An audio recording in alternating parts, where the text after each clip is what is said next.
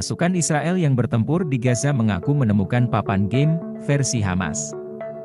Game tersebut ditemukan Brigade Nahal saat menyerbu kota Rafah, Gaza Selatan pada Jumat 26 Juni. Media Israel Yediot Ahronot mengunggah foto papan game ular tangga tersebut. Terlihat papan game itu terbagi menjadi 100 kotak. Setiap kotak memiliki nomor tersendiri secara berurutan. Dalam kotak tersebut terdapat gambar-gambar alat tempur seperti tank, rudal dan target di kota-kota Israel. Terdapat pula gambaran Hamas melewati terowongan untuk memberi isyarat kepada pemain agar bergerak mundur di papan. Di sisi lain, pihak Hamas belum mengonfirmasi terkait penemuan ini. Sementara itu, dalam operasi di Rafah, militer juga menemukan banyak senjata di bangunan tempat tinggal. Di antara senjata yang ditemukan adalah granat, bahan peledak, dan pengatur waktu untuk mengaktifkan bahan peledak. Rekaman yang dirilis oleh IDF menunjukkan sebuah ruangan yang dipenuhi dengan berbagai jenis persenjataan.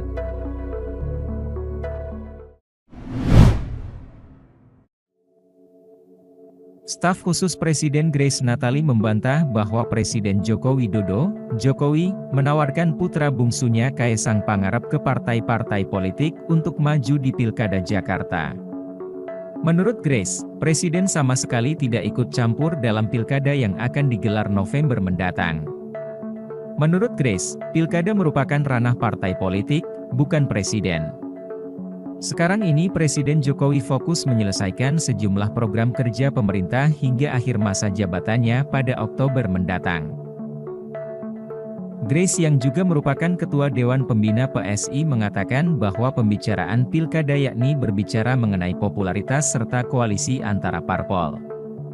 Oleh karenanya pembicaraan pilkada letaknya di parpol bukan presiden. Urusan pencalonan pilkada, bicara soal popularitas dan jumlah kursi masing-masing partai.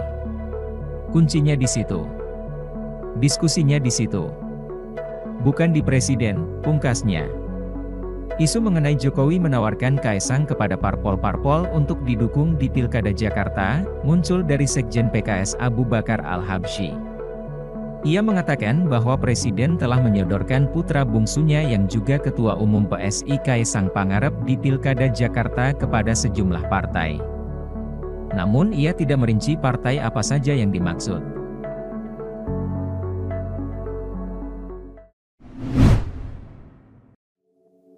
Seorang pria yang tewas tergantung di flyover Cimindi, Kota Bandung, Jawa Barat pada Jumat 28 Juni meninggalkan wasiat. Wasiat ditulis di selembar potongan kardus berwarna coklat.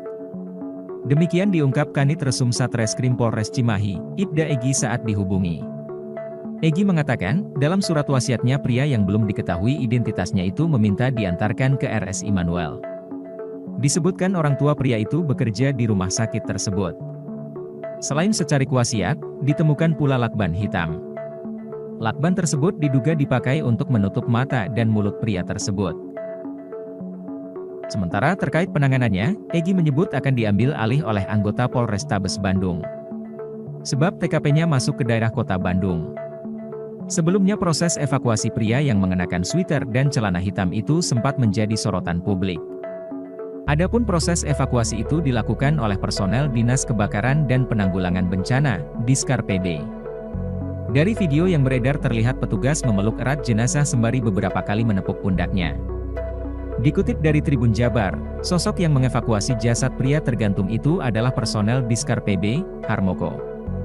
Ia mengatakan memeluk jenazah biasa dilakukan petugas dalam vertical rescue. Namun, ia mengaku sempat menepuk tangan kanan jenazah sesaat sebelum menurunkan jasad dari flyover hingga video itu viral di media sosial. Tak hanya itu, Harmoko pun berbisik kepada jasad pria tersebut agar bekerja sama untuk melakukan proses evakuasi.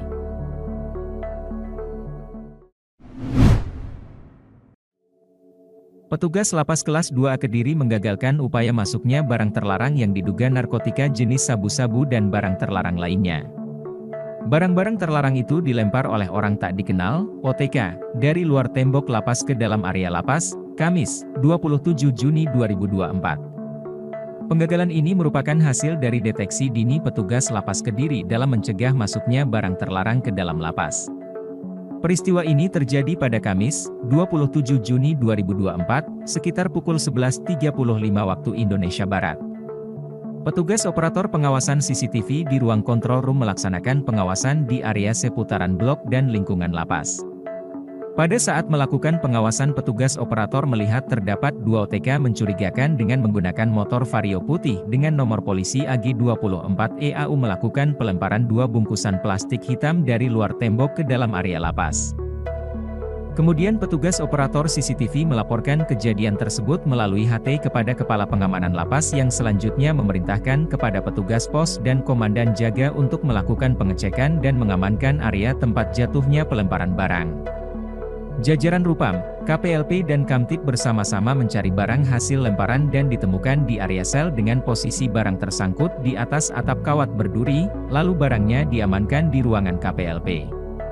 PLT Kalapas Kediri Budi Ruswanto menjelaskan, keberhasilan menggagalkan barang terlarang menunjukkan kesiapsiagaan dan kewaspadaan petugas dalam menjaga keamanan dan ketertiban di dalam lapas. Menyusul kejadian tersebut, petugas Lapas Kediri langsung melakukan pemeriksaan dan menghubungi Kasat Narkoba Polres Kediri Kota untuk dilakukan pemeriksaan lebih lanjut.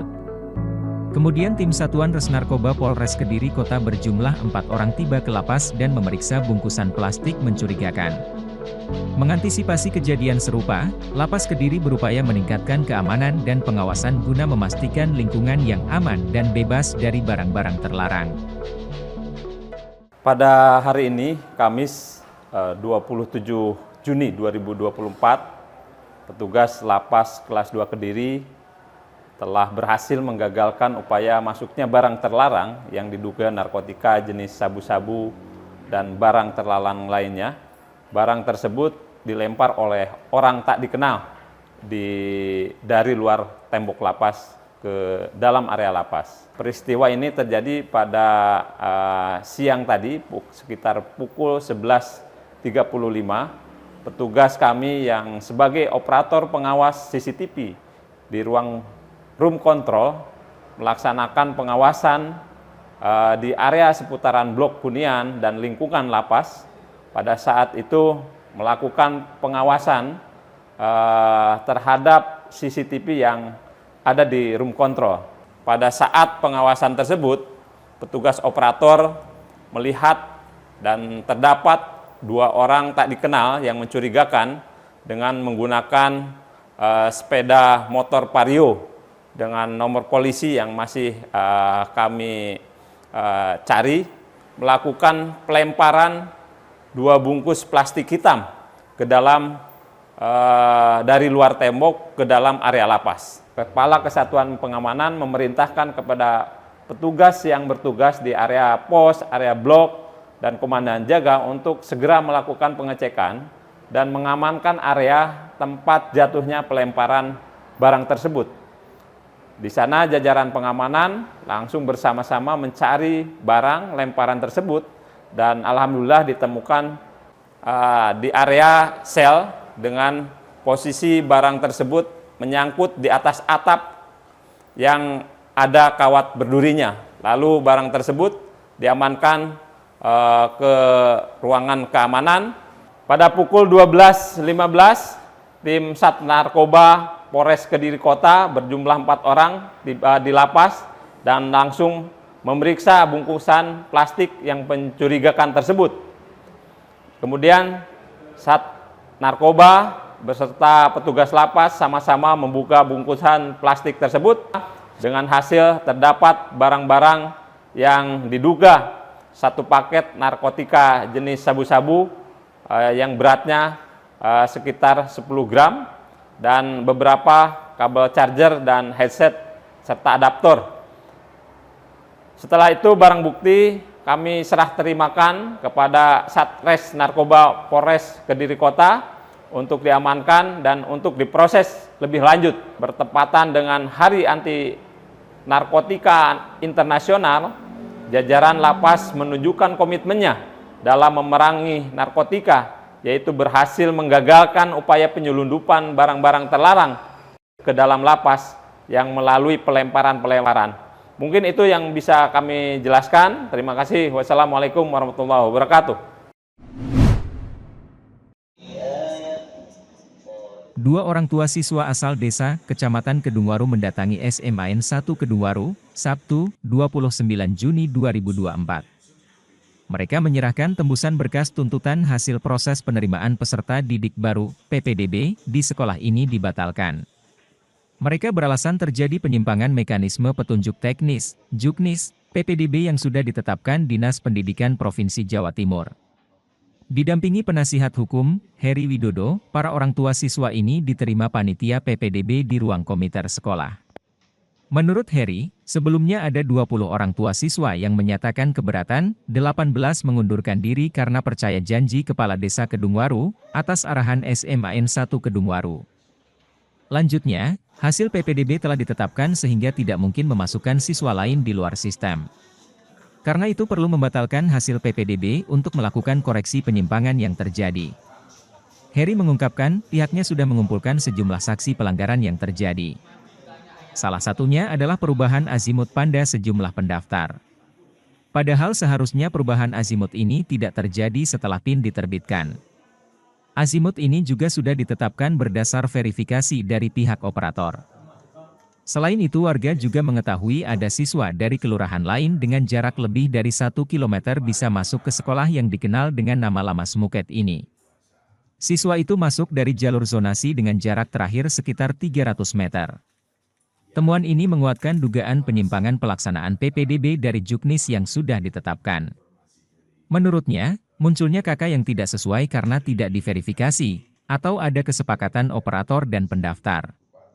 Karena sebagai langkah awal, pihaknya bersurat ke Kementerian Pendidikan dan Kebudayaan, Riset dan Teknologi, Dinas Pendidikan Provinsi Jawa Timur, Cabang Dinas Provinsi Jawa Timur Cabang Tulungagung dan Trenggalek, serta SMAN 1 Kedungwaru. Jika tidak ada tanggapan, maka akan dilakukan upaya hukum dengan melakukan gugatan ke pengadilan. Gugatan dilakukan lewat Pengadilan Negeri Tulungagung atas perkara perbuatan melawan hukum. Gugatan juga dimasukkan ke Pengadilan Tata Usaha Negara, PTUN, untuk membatalkan PPDB. Sebelumnya sejumlah orang tua di wilayah desa, Kecamatan Kedungwaru protes karena anak mereka justru tidak bisa masuk ke SMAN 1 Kedungwaru. Jarak rumah mereka ke sekolah juga tergolong dekat, 500 meter saja. Mereka memprotes banyaknya kartu keluarga yang terbit dari desa mereka.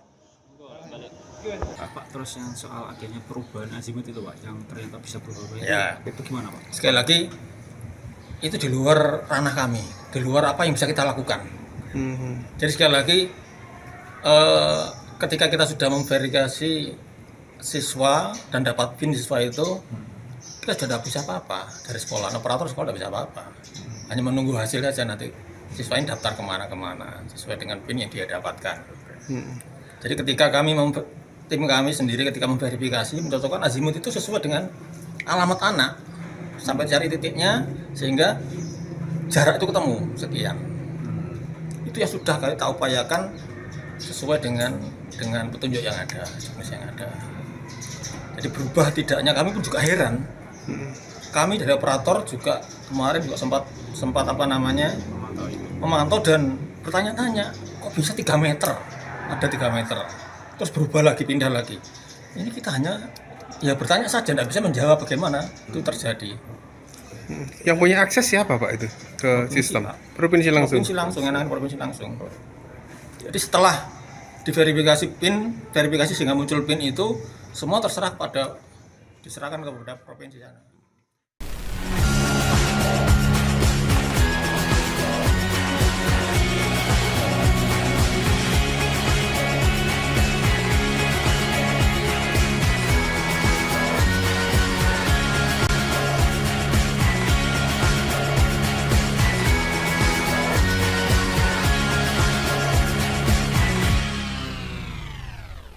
Download Tribun X sekarang, menghadirkan lokal menjadi Indonesia.